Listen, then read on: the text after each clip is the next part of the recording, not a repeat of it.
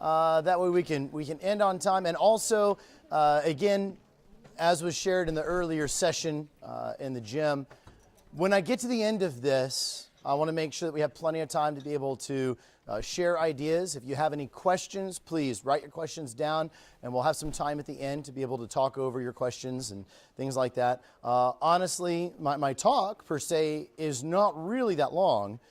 It's going to have some practical elements in it, but I could go and rabbit trail a number of those practical elements.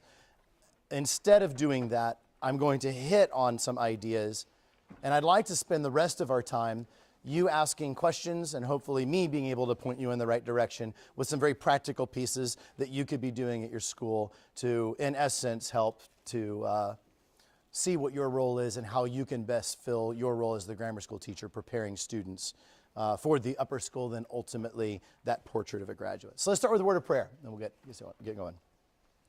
Heavenly Father, we thank you for this day and for the opportunities that we have through it. Lord, I thank you for everyone here and for their desire to be at this conference. Lord, I pray that as we gain knowledge, that you would impart wisdom upon us. Lord, help us to see the things that we need to see, the things that will help to grow us in our fields.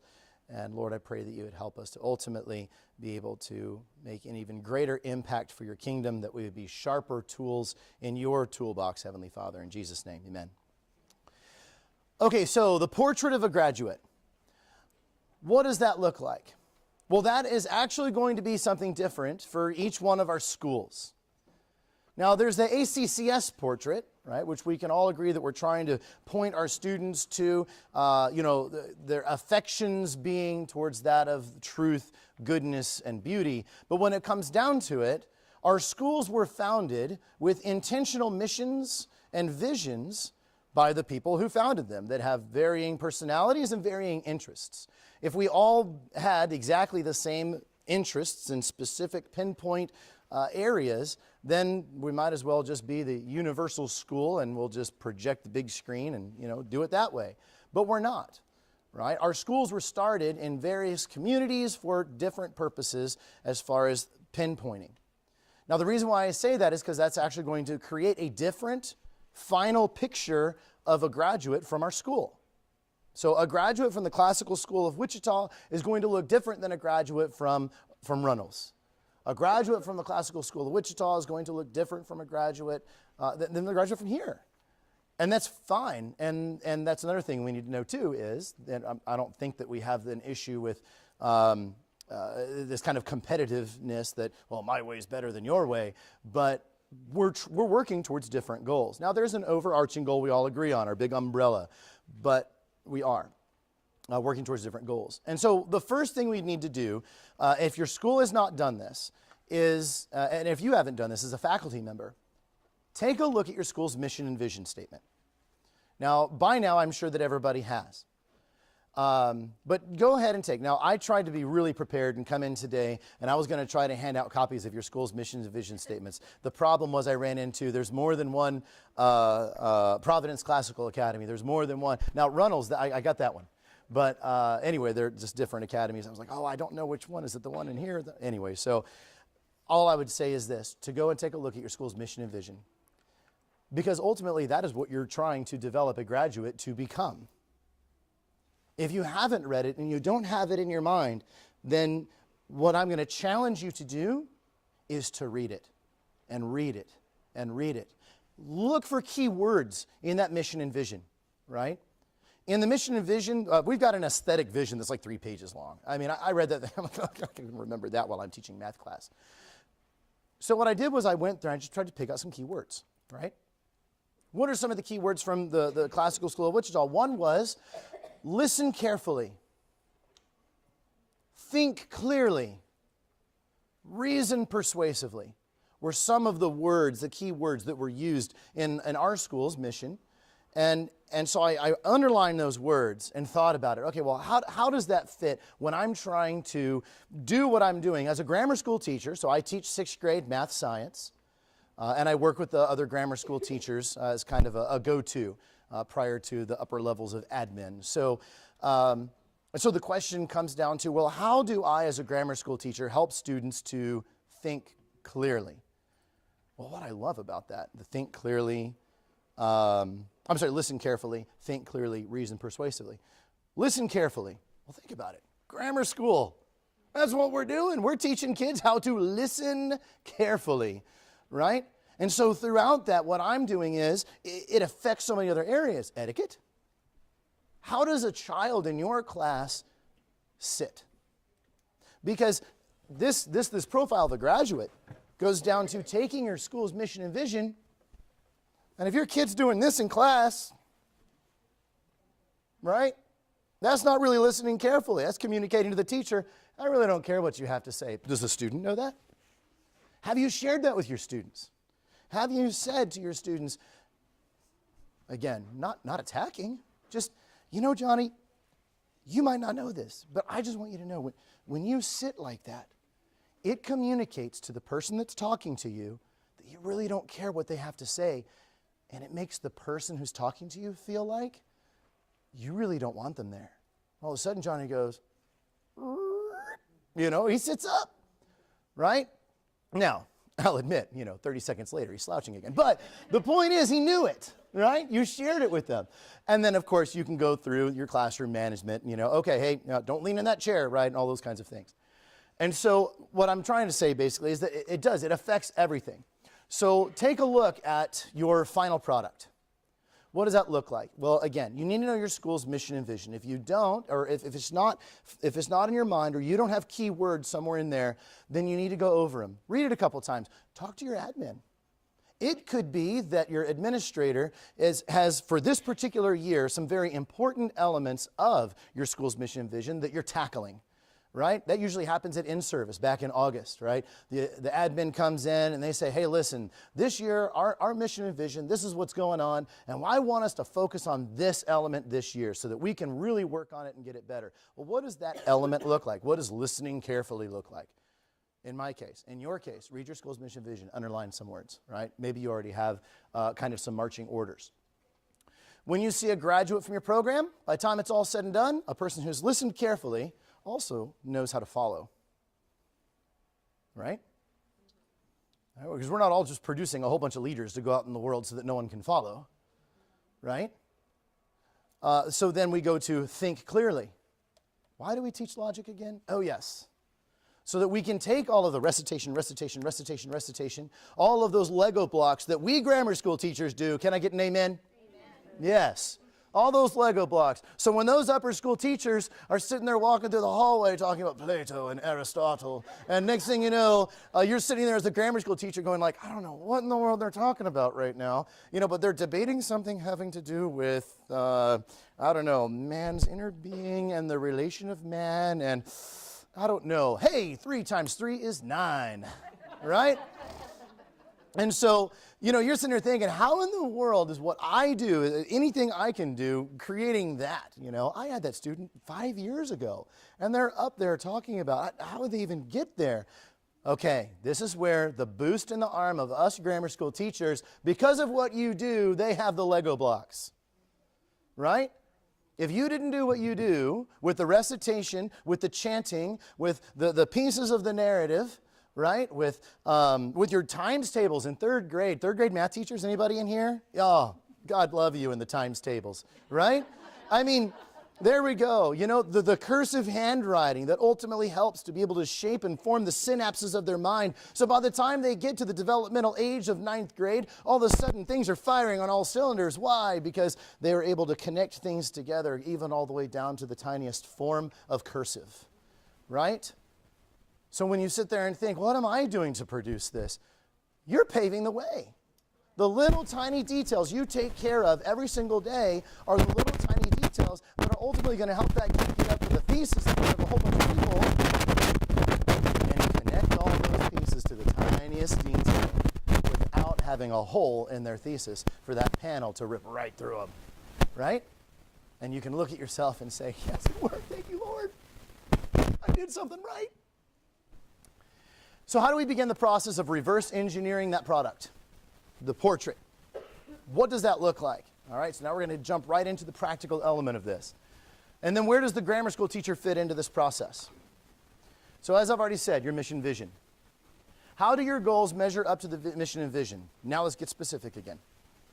In your classroom, each and every day you have goals, objectives. You put them up on the board. Over the course of the year, you fulfill all these objectives that you spent your summer planning out and then putting into some type of a syllabus or some type of a plan. In August, I'm going to do this. In September, I'm going to do this. And okay, so as you're thinking about all those things, when you're thinking about all the assignments, all the projects, just dig a little deeper now. Now that you've got it all mapped out, dig a little deeper. Okay, so when I'm teaching how to find the unknown in math, right? 3 plus x equals 7. We all know what the answer is. Just think about it. 3 plus x, 7, 4. Woohoo, got it. Great. As a 6th grade math teacher, one of those things, as I looked at the portrait of graduate, I thought, okay, who am I preparing my kids for? Well, of course I'm preparing my kids for the next math class. Oh, but it's deeper than that. I'm preparing my 6th graders for logic. They start logic in 7th grade. Okay, how can I reverse engineer the portrait of a graduate so that I'm preparing a child in 6th grade for 7th grade so that that logic teacher doesn't have so far to stretch these kids? I'll teach my children how to manipulate the truth in math. So I walk into class and say, kids, today we are covering finding the unknown. Kids, even better. I'm going to teach you how to manipulate the truth. Oh, what? They're interested in that, right? How are you doing with your pen? How about one?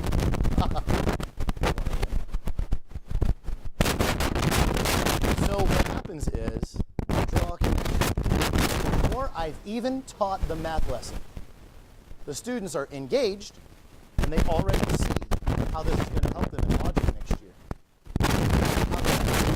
Because what I did was, and again, you all know how to do this. I'm not telling you anything new, so please bear with me as I go through the example, but the example is important.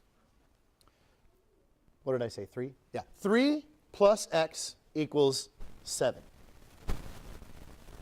Subtract 3 from both sides of the equation, because whatever you do to one side of the equation, you have to do to the other. Bring down your line.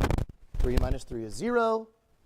Nothing plus x equals, oh, what did I do over here? I subtracted. That's right. Subtract from both sides. So 7 minus 3 is 4. X equals 4. Okay, now, was that a good picture? I don't have a whiteboard, so I do have a whiteboard. Ha ha! All right, that doesn't work. Let's try it again. Here we go. 3 plus x equals 7. All right, class, so here we go. Subtract 3 from that side. Why? Because I'm trying to get the unknown, the truth, sectioned out all by itself. Now that I've got the truth and I've got the point I'm trying to make, I've removed all ancillary information, right? But the problem is you can't completely just get rid of it, because then the person you're trying to have the argument with won't actually be able to draw a connection to something that means something to them. So then what happens? Boom, boom, 0 plus x equals 4. Now I have the truth, right? And so what happens is when you start doing that, and then you force them to do the steps, because again, it's Saxon math. You're looking at it and you're like, that's 4. We can all do that. The students love to do that, right? But when you start to go into those details, okay, so let's go to the vertical alignment piece now. How does this pertain to the portrait of a graduate? Okay, yeah, so I've helped the logic teacher. I have also helped to show the student, first of all, through listening carefully. I have helped them to be able to think, right? To think through what's happening here. But let's take it another level. All right, so that's me as the grammar school, reaching out the gracious hand to the upper school, right? I'm sorry. I don't know if you guys do that. It's kind of a funny joke we have. Upper school is kind of like way up here, grammar school. Anyway, so I'm reaching forward. I tried. Anyway, so there we go. I've helped the logic teacher, but it goes beyond that. Now I go talk to the 5th grade teacher. Hey, I was just curious. How do you cover your unknowns? Solving for the unknown. Well, we just do what Saxon does. We kind of go through this process. Have you ever thought that when you manipulate and move things around in math, specifically in pre-algebra concepts, that's actually preparing the student's mind for the ability to take truths in logic and move things around so that ultimately they can perform or produce a better argument. The 5th grade math teacher goes, what? Right? Again, not insulting in any way. That's not the point. The point is connection. So now what I've done is I've not just taught a concept in math and then checked the box and then send them on to pre-algebra. And the pre-algebra teacher's thankful because then we go from that to the 2-step equations and things like that. Great, wonderful. Pre-algebra teacher says, hey, good job, Kevin. No problem, man. The logic teacher's coming back to me saying, my kids came into logic this year and they had a feeling about logic. They were actually excited about logic. They came in thinking that they had a bit of an upper hand because of their understanding of how to do these kinds of problems. And because of that, my test scores in the first quarter were the best test scores out of logic students I've ever had, because they approached it with a feeling they could accomplish it, as opposed to some logic curricula where you started off in the first test, you just bomb all the kids because they don't get it. What in the world? Memorize tilde what? Right? And so what happens is you're in essence doing what's called vertical alignment, but we're getting specific now. We're taking the time to have these conversations. Then I go down to 3rd grade. And then it starts to get even better because through the collaboration with my staff members, we say, well, what's a good way that we can actually get these kids to remember this? So when they go home and they're doing their math lessons, it's not like, hey, Dad, I kind of don't know how to do this problem. Dad looks at it and he says, oh yeah, here's how you do it. Scratch, scratch, scratch, scratch, scratch, scratch. But my teacher didn't show me that. Well, that's how I was taught it, but I don't know how to, screaming, crying, tears. Anybody have children? Math class? Uh-huh. That's right. So I thought, well, how can we do math with no tears? Almost sounds like one of those progressive curricula, math with no tears. Anyway, how can we do that? So I talk with the grammar school teachers, and we're trying to figure out, okay, listen, portrait of a graduate. Let's go back to it. Okay, listen carefully, think clearly, reason persuasively. Okay, so listen carefully. How can we help the listen carefully piece? Well, when I'm doing instruction, right, and I'm in the middle of showing this lesson, it's not just me at the board that's sitting here writing this down. I'm going to get a spiral, a 5-subject spiral. And in that 5-subject spiral, I'm going to tell them at the beginning of the year, 3 of those 5 subjects is dedicated to math. Let me tell you why. Because it's going to say lesson 1, and lesson 1, I'm going to write lesson 1, and I've got a little Elmo now, right? And it's projecting my spiral as I'm writing in my spiral. Lesson 1, here's the title, all in cursive. It better be neat, because when I give you your next test, I'm going to do a spiral check, and I'm going to make sure that you wrote down every single thing that I wrote down, piece by piece, number by number.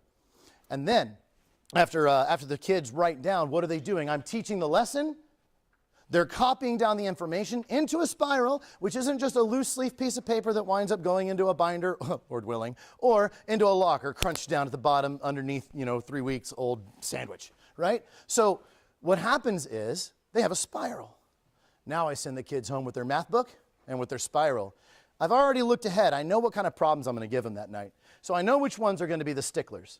So what I did was in that lesson with the spiral, I went over a couple of example problems that specifically address that problem. And I tell the parents in orientation, guess what? Thought this one through already. Tell them to go see their spiral. You're welcome to help your child based off of the way you learned how to do math. But I'm telling you, when you try to have this conversation, unless there is a great deal of patience in your household, that unfortunately for many households, we can't find that, the spiral will be the salvation of your love for your child at that moment. So then the parents do it, and then great. Okay, but wait a minute. How does that work here? So then what happens is I talk to 5th grade. What do you use for note-taking? Now all of a sudden, what's the topic? Listen carefully, note-taking. Wait a minute. I've just opened up another box. What else is in this box? Cornell notes. How to take notes in literature, how to take notes in general. How do you do this? How does your school train your students from 3rd grade all the way up to take notes? So the question is, have you talked to anyone in upper school? What do they expect? And so what happens is I go, oh, wow. Oh, hey, there it is. Think clearly, listen carefully, reason persuasively. Okay. Now, peer observations. I encourage you, if you've already done this, congratulations. If you haven't, please go observe your peers at your school. And when you do, I get the idea. You know what? I teach third grade. I need to go see fourth grade because I need to see what I'm preparing my kids for. Great. Do it. I'm in third grade. I need to see second grade. I need to see what kind of kids are coming to me and developmentally what they're dealing with there. And if there's any way I can help bridge that gap when those little old second graders come to me in August. Great. Do it. And once you've done that, go see 10th grade Rhetoric. Go see 11th grade Omnibus. Look and see what they're doing in those classes and start listening to the terms. Progym, however you say it. I say progym. Progymnosmata. Anyway, so listen to the terms. Crea, narrative, encomium. I'm going to go look those words up later. Through me going and observing the upper school teachers, what I realized was these kids are learning terms I don't teach in the grammar school. They're learning terms I don't use in the grammar school. Well, why couldn't I? Now, I'm not saying to teach third graders Crea, right? The writing style. I'm not saying to do that. What I am saying, though, is that as your school continues to look at and, the living curriculum of the writing program, if you decide to push fable and fable writing into the fourth grade and you're doing that, maybe you're using Selby's Memoria Press curriculum for your writing program, maybe you're using IEW, whatever it may be, the question I have for you is, the vertical alignment piece, the portrait of a graduate, how can you as the grammar school teacher, your role, prepare the students for those upper school teachers by using terms that are the same? Use similar terms. So by the time your sixth grader is ready to jump past the yawning metaphysical chasm of sixth to seventh grade, where all of a sudden they've now purchased 23 books that are no longer a part of, the typical, here's this book, here's that book. No, they went on Amazon and bought 23 actual full-on literature, reading, heavy duty, and the parents are like, oh, right? How can you better bridge that gap? And in essence, prepare the students. So your peer observation. Stick your nose in the rhetoric and dialectic. Ask questions. Ask them, hey, listen, when your kids come to you, what do you spend a lot of your time doing that if you could not spend a lot of your time doing this, for instance, giving terms, reteaching terms, things that we should be doing in the grammar stage, right? What if I gave them a couple extra Lego blocks so that by the time they got to logic, they've got more Lego blocks in their box and they can manipulate those things around. And you, as the rhetoric school teacher, aren't having to use grammar school methodology to be able to prepare your students for what it is you're really trying to take off and teach them. I know I'm painting a very gorgeous picture here. It takes time, it takes energy, which, by the way, none of us have because we start off our day at 8 o'clock and we're rushing through, we're doing our curriculum, we're doing the teaching. Somewhere all throughout that, you're monitoring a recess, you got lunch duty that day, your class period that was supposed to be your off because of music. Unfortunately, that teacher was out that day because of sickness, and now you just lost your only break period. It's 3:30, you're dead dog tired, you go home. When was I supposed to collaborate with my teammates? I get it. I get it. My encouragement is, if there's any way to find a point in the day, to try to do that, to try to collaborate, do it. If you can't, try to find some time. Just try to find some time. It's difficult. I wish I had an answer to that, right? Create time. I'd be rich. So, collaborate with your other teachers in your school across grade levels. What is something that actually spans cross-curricular between art, drama, history, and science all together? Because these are the kinds of conversations you'll wind up having that put the pieces together. So by the time they get into the upper school, they've already got these connections made, and the upper school teacher's just getting them to take and become good rhetors, right?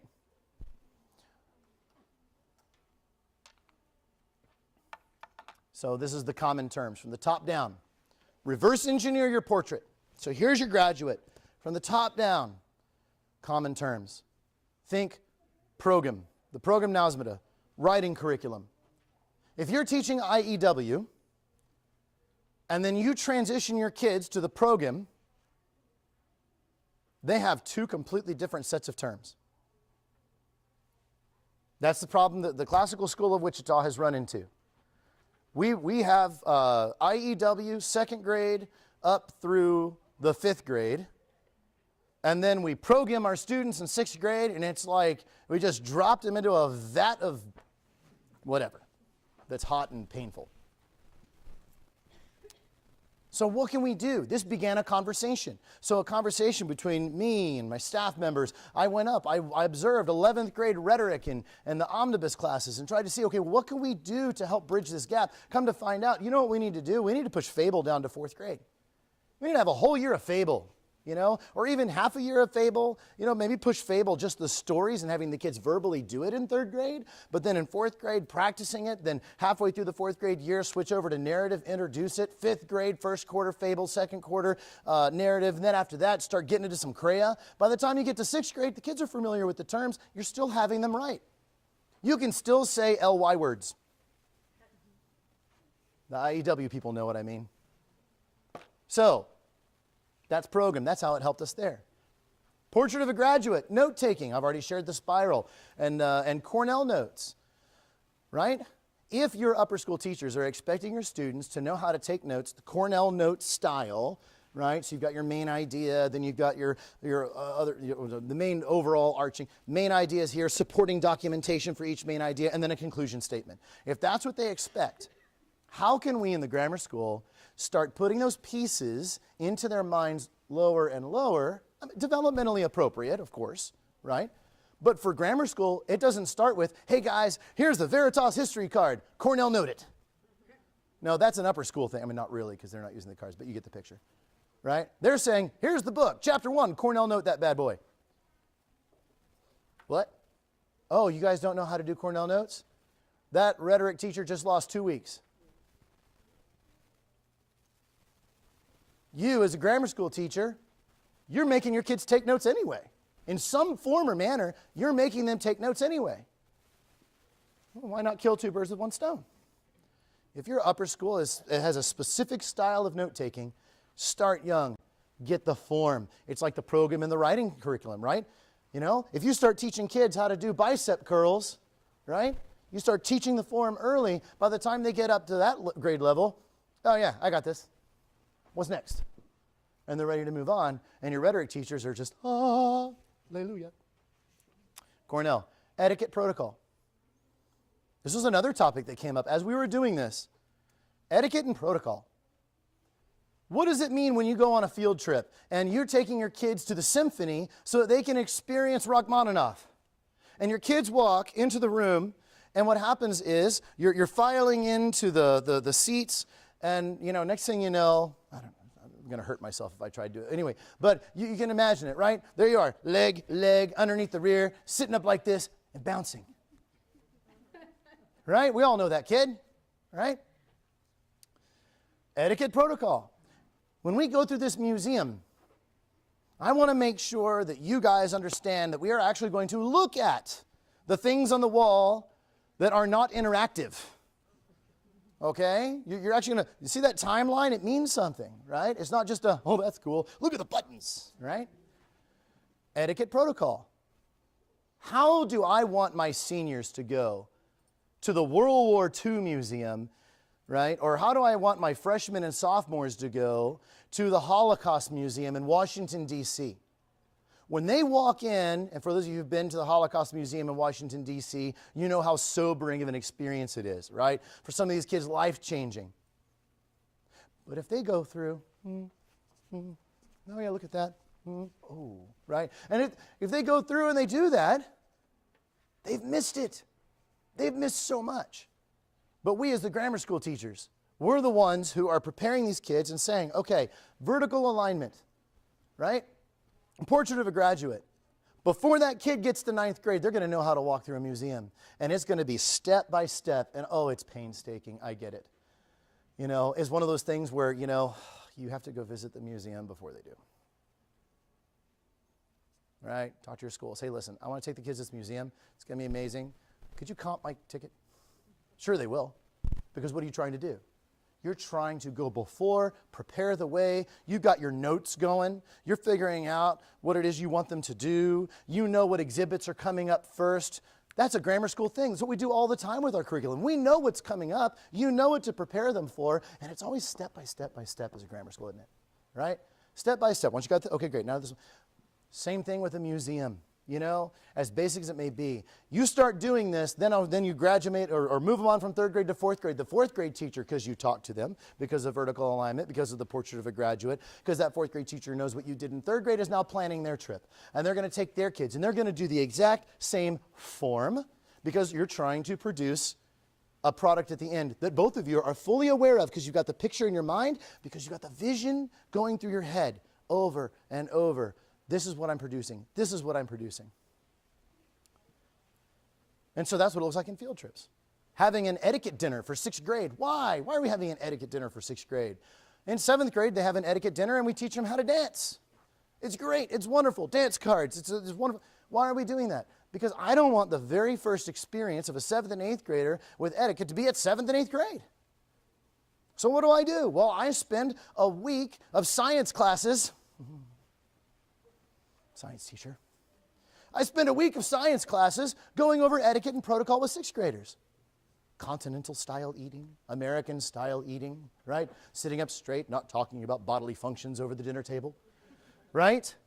Exactly. And we start going through all these details. Why do I do that? Why do I introduce them to that? Because I know that ultimately we're going to get to this end goal, and that is going to help 7th grade. So when they walk into the 7th grade, the kids walk in, and they're like, okay, I kind of know what to expect. And now what's the next step? Dancing. Awkward.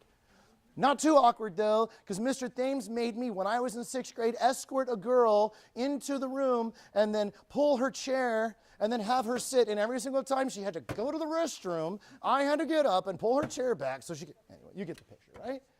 All the rest of the guys around the table kind of leaning forward a little bit as she got up. Concepts that 7th grade doesn't have to start from scratch and do, even though in 7th grade, that's technically when the program starts. And when do? I do it after the museum visit in Topeka in the evening. We have a dinner at Paisanos. It's so good. Individual subjects. So as you're doing this profile of a graduate, you're looking at individual subjects. Now, I'm not saying individual subjects from the perspective that we need to start pulling the cross integration apart. But when you look at the subject of Latin and you're looking at the portrait of a graduate, okay, what do I want my graduate to be able to do? Do I want my graduate to be able to pick up Virgil's Aeneid and read it and understand it for the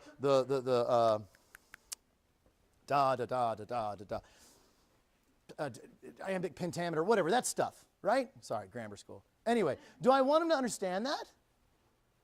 To read it? Or do I want them to sit there and spend their time in the first paragraph decoding the words so they can come up with some kind of an English transliteration of what was actually trying to be said, and it actually doesn't really mean what in the world, it was supposed to mean. Right? Well, that's two forms of Latin teaching. One form of Latin teaching says, let me teach you first declension, second declension, third declension, first conjugation, second conjugation, third conjugation, so that I can prepare you. So when you go take a French class, it's easy. I understand the form. SP, 1, 2, or whatever it's SP 1, 2, 3, right? Singular, plural, 1, 2, 3. And I got it in my head. Oh, by the way, that helps me in grammar too. Wow, I can actually conjugate English verbs too. Sure, that helps. Or, do you want them to read Virgil's Aeneid from the perspective of they're reading the Latin? And they actually picked up on an idiom because they understand how to read Latin. Well, now, instead of third grade teaching SP 1, 2, 3, now I'm not saying don't teach conjugation and declension. I'm taking the extreme here, okay? We're singing songs in Latin. We're reading passages in Latin aloud. And you're sitting here thinking, but how does that help the kids? Well, you're going over vocabulary. You're not teaching them to decode. You're teaching them to read it for what it is. Well, now all of a sudden, they're reading, and certain endings go with in. How accusative is it? wait a minute. Later on, you keep putting these pieces in, but they're reading it for literacy's sake. Well, that's two different approaches of Latin. I talked to one school. They said, really, we're using Latin to help students to be able to understand Spanish and French. Great.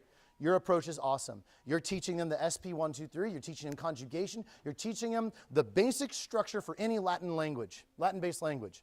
You're doing exactly what you're supposed to be according to the philosophy of your school and the portrait of your graduate. When we looked at the portrait of our graduate and we wanted our students to be able to read Virgil's Aeneid, that doesn't work.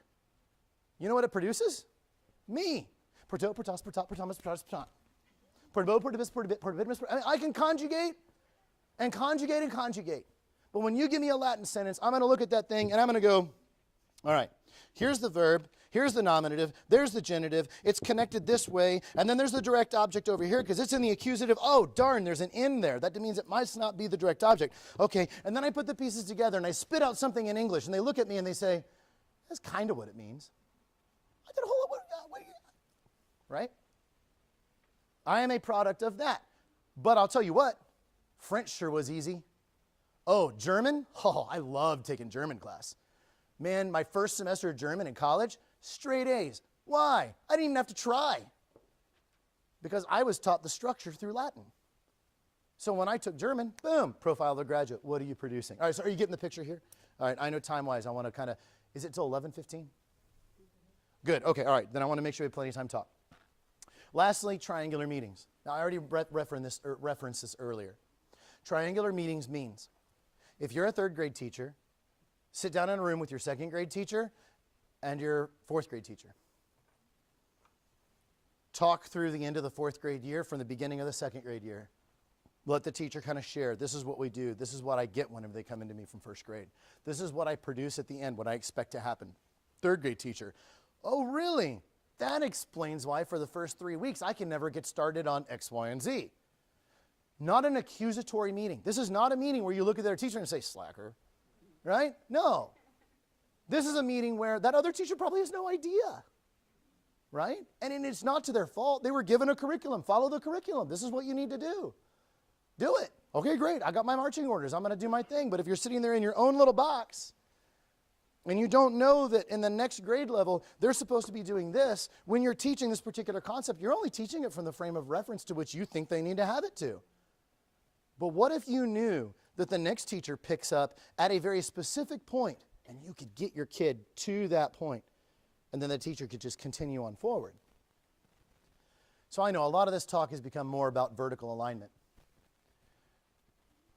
But really, when we think about it, if you have a portrait of a graduate and you know what you want the end to be, we have to take our time to go backwards because that goes all the way down to kindergarten. And whether or not the curriculum we're using in kindergarten and first grade for teaching students how to read with our phonograms, with our whatever curriculum we're using, and all of a sudden, you know what, we need to augment our curriculum with some Spalding readers to kind of help them get to that point because by second grade, we need them to be a lot farther ahead than where they're at now. Well, how do we do that? Well, why does that need to happen? Well, that needs to happen because by the time they get to fourth grade, boom, you have an answer. You know where they should be in fourth grade. Why do you know that? Because you know where they should be in 10th grade. Because you know where they should be when they're walking down the aisle and they flip their hats up to a bagpiper playing Pomp and Circumstance. Sorry, bagpiper. Anyway, any questions? I don't know what program is. It's a style of writing, and there's a number of different elements that build. IEW touches on concepts within it. It's basically, the program Nosmata is a number of forms of writing where the student would start with, let's say, fable. And so the idea is you're looking at the storyline of fable, and then you're doing things like, you know, taking the main idea of the subject or the main character, switching it out with something else, and then reversing the story. What if instead of the tortoise and the hare, what if you reversed them? How would that change the story? And that's what happens in fable, which is going to be the lowest. Then after that, narrative, and there's 9 components to narrative style writing, and the students would learn in the grammar stages these 9 components and apply those through a writing curriculum. But we can talk more about that later, if it's just a one-on-one, just about program in particular. Any other questions or any questions? I mean, I hate to end it. I mean, we have technically 20 minutes, but I was. Okay, yeah.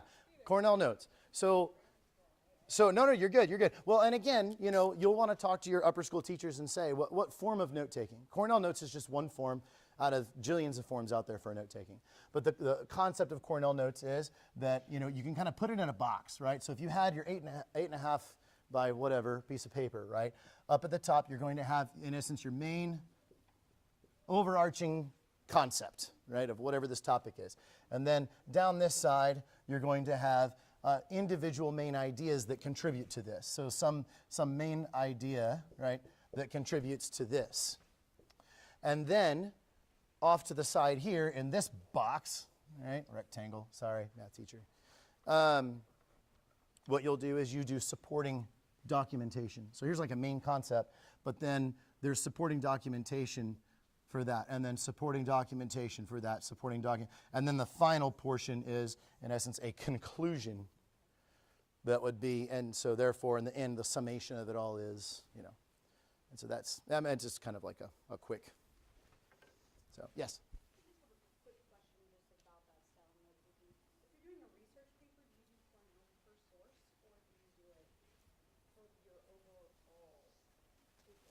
Like the one would be one source.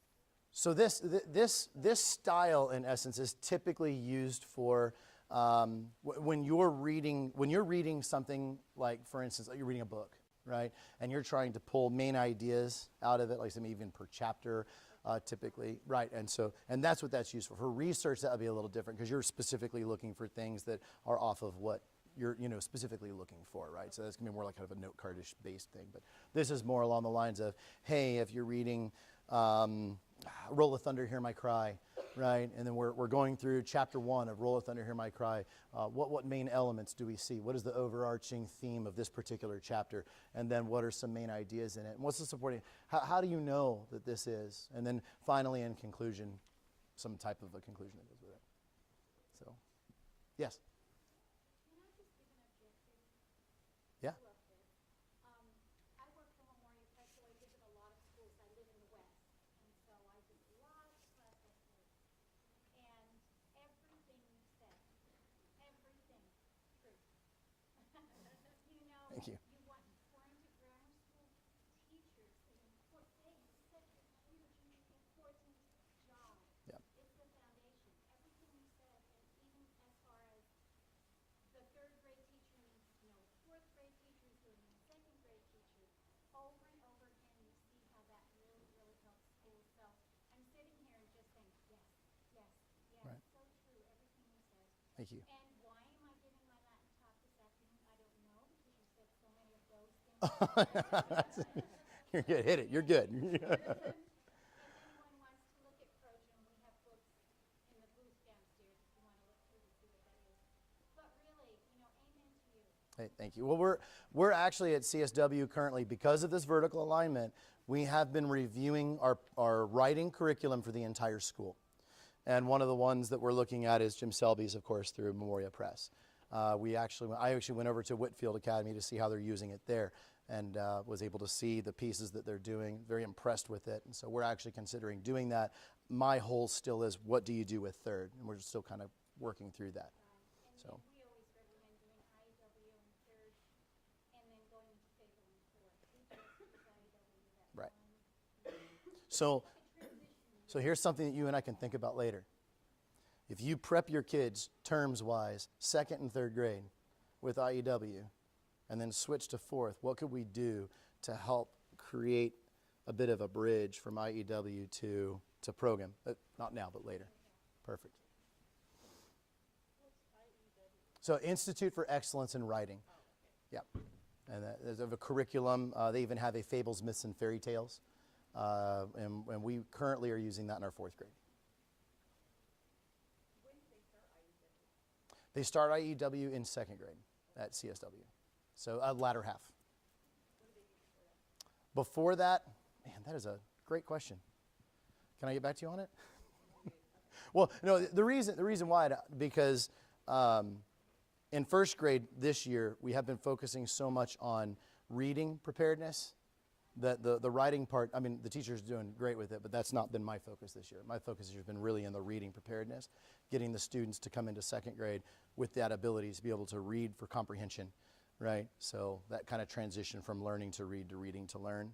So that's where my focus has been. So writing, I can't honestly tell you exactly what they're doing. I just didn't know if they introduced more of the writing at that point, but then they just had certain grammar, like sentence structure. So we use Shirley English, Shirley Grammar. So we do Shirley Grammar, and that goes pretty far down. I'm trying to remember from the curriculum order if I ordered anything for first grade. You know what? Let me think about it. I've just got a process. I'm thinking through what I ordered for first grade for curriculum, and I can let you know what we did. Yes. So we are implementing the program next year, is what I understand, but I'm third. Okay. So would you recommend looking at IEW, or we right now use the Shirley, the back of the Shirley stuff? So what would be a good, So I don't feel I could answer this. Maybe you could hop in this conversation that we're going to have. I don't feel that I could answer this with authority because we're trying to figure that out ourselves right now. My inclination is using, this is what we're probably going to do next year. My inclination is using the IEW text, because for us, if we change to something, we're changing a lot, right? So we're already using IEW in third right now, but making sure that we're introducing fables from a story perspective and getting students to vocally kind of go through some of the fable concepts that ultimately will then be introduced in fourth grade as a hard start, right? So that they're coming in with a flavor, a taste, so it's not just, hitting fourth grade and running. So that's, I believe that's what we're going to end up with, but we're still in March and we have another month of conversation, so. But good conversation to have. Anyone else is helping? Yes. I'm a parent, so I'm come at it a little differently, but our school has just started to work through what is the portrait, clarifying what is the portrait. Yeah. Can I have a show of hands of how many of us have a really clear idea of what the portrait of a graduate is at this school? Like, really clear?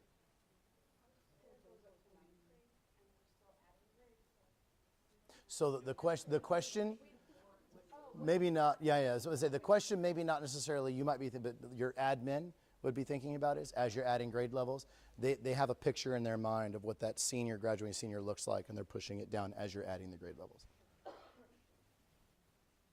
That's interesting in this whole process is because you have to. It starts with what are we producing? Exactly. And the first engineer. That's right. Yeah. And the other thing too, you find out too is what do you want to produce? I mean, you may find that as you read your school's mission and vision that it actually doesn't accomplish what it is you really want to accomplish, in which case then you're going to the school board and you're having conversation and saying, there's elements in here I feel are missing. And I think that we should be pushing towards this, which it's a whole other conversation, right? And then you might actually edit your school's mission or vision a little bit, to be able to do that. And so that some of this too is that, go back and take a look at it and, anyway, so yeah. When an accreditation team comes to see you, they're going to look at your mission and vision, and what they're going to do is they're going to see, philosophically speaking, are you doing and producing what your mission and vision say? Now, your mission and vision can say something totally obscure and whatever, but as long as you're doing that, the accreditation team will say, good job, you're doing what you say you're going to. So that's why we have to be cautious to make sure if we're going to produce something different than what our mission and vision says, we need to change our mission and vision. Not to mention the fact that you're also false advertising. Anybody else? All right. Well, maybe you guys are okay with a 10-minute early stop. Use the restroom, get some snacks. If you have any questions for me, please feel free to come up. But right before you go, I'm going to give you my email address. That way, if you have any questions, if something comes up over the course of this next year or, somebody wants to talk to me, send me an email. We'll touch base. So my email is K, as in Kevin, Thames, like the Thames River in England, THAMES, at CSW, Classical School Wichita, CSW, Saints, SAINTS.com. And so feel free to fire off an email. If you just want my presentation, I'll send it to you. No copyrights here. Just share. Just as long as you're willing to share back. Anyway. Thank you guys so much. I appreciate it. Any questions, Phil, let me know. But otherwise, have a wonderful rest of the conference.